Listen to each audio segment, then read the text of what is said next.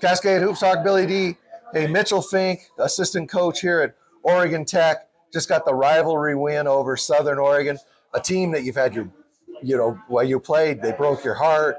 You got some big wins. I mean, you know how important this game is. Talk about this win. Yeah, absolutely. SOU's a great team and a great program. I mean, every year they have a good squad.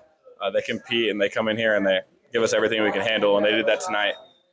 We did a good job holding them down, winning on the defensive rebounds. And yeah, we competed tonight, which was good to see. One thing that surprised me, because they're big, you out-rebounded them by 10. Yep.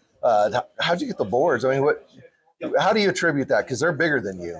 Yeah, I think a lot of it is just we've been really focusing on boxing out and just really attacking the boards offensively and defensively. So just that emphasis that we've had the last few weeks, we've been rebounding it really well. So I think it just goes into the work that the guys put in week and week out. You know, Mitch, you are really a legendary player here at Oregon Tech. And now enough people are giving you a hard time. Now here you are on the coaching side. What's it been like to learn the game from this side?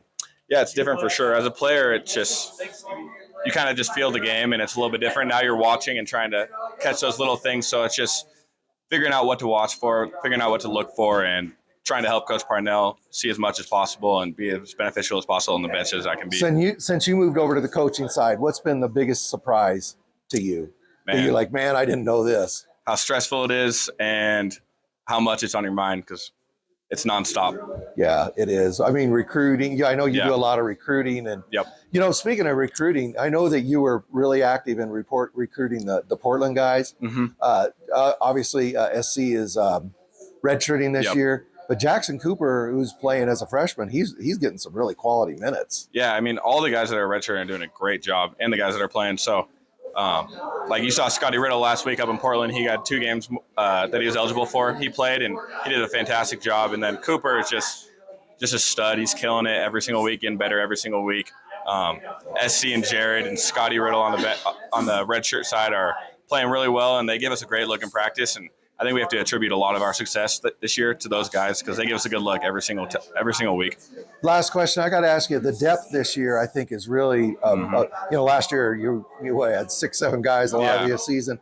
Your depth this year is a real strength. Talk about that. Yeah, our depth is great. I mean, the 4 guys that come off the bench, Garrett Osborne gives us a lot of really good minutes. He comes in with energy.